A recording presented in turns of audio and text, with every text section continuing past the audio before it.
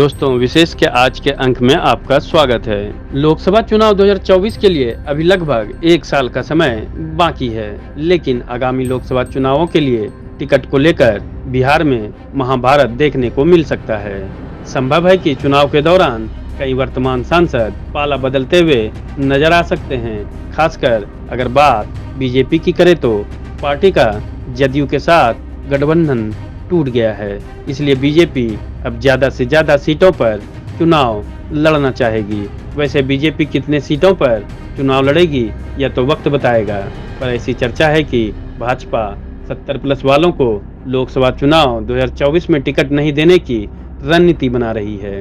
अगर पार्टी इस एजेंडे पर काम करती रही तो फिर बिहार के कई सांसद रडार में आ जाएंगे।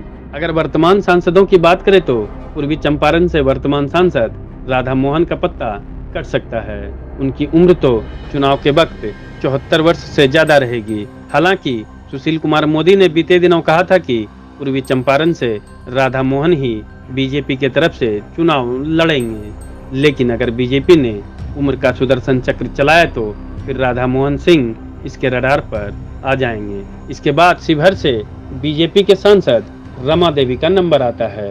वे भी 74 वर्ष की हो चुकी हैं। हालांकि राधा मोहन सिंह अपने क्षेत्र में 6 बार सांसद रह चुके हैं, वहीं रमा देवी भी 2009 से लगातार शिवहर से सांसद हैं। ऐसे में अगर बीजेपी इसे चुनाव लड़ने से रोकती है तो पार्टी को इन्हीं के कद का कोई नेता तलाश करना होगा, वरना जिस तरह से विपक्ष एकजुट है उसको देखते हुए पूर्वी चंपारण और शिवहर में बीजेपी की मुश्किलें बढ़ सकती है। वैसे 70+ के रडार में बेगूसराय सांसद गिरिराज सिंह भी आ जाएंगे।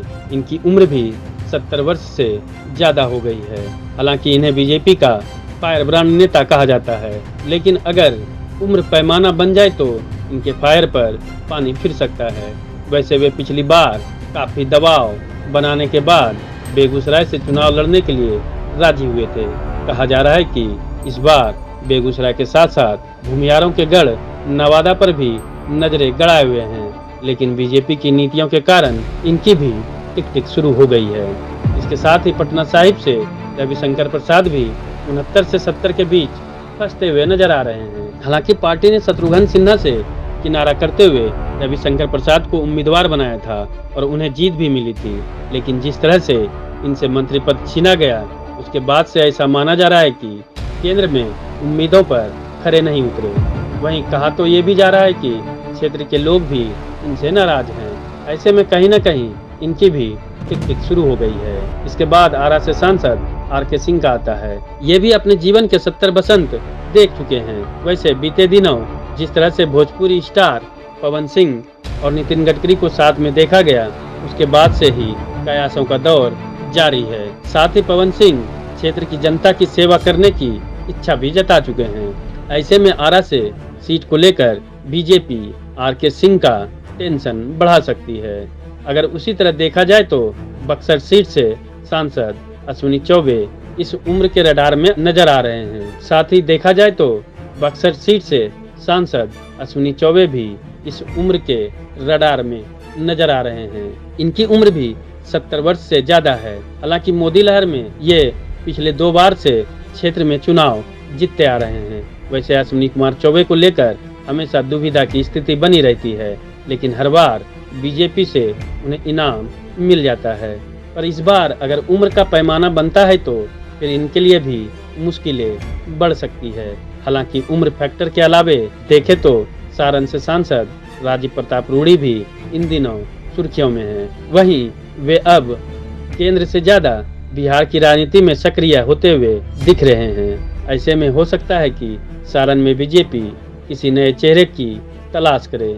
इस तरह बिहार में बीजेपी के कई सांसदों के लिए टिक टिक शुरू हो चुकी है। अब देखना यह है कि बीजेपी इन सांसदों पर क्या फैसला लेती है। साथ ही देखना दिलचस्प होगा कि 2024 के लोकसभा में किसका टिकट कटता है और किसको टिकट मिलता है। दोस्तों विशेष के आज के अंक में बस इतना ही। अगले अंक में कोई और जानकारी लेकर आपके सामने हाजिर होंगे, लेकिन ऐसी और कहानियों को सुनने और देखने के लिए समाचार फॉर पीपल लिंक्स का हौसला बढ़ाएं। हमारे चैनल को सब्सक्राइब करें। वीडियो पसंद आए तो लाइक और शेयर करें। अगर आपके पास कोई सुझाव हो तो हमें कमेंट बॉक्स में लिखें। या फिर ऐसे ही कोई और कहानी सुनना चाहते हैं तो हमें कुछ इनपुट्स के साथ जानकारी साझा करें।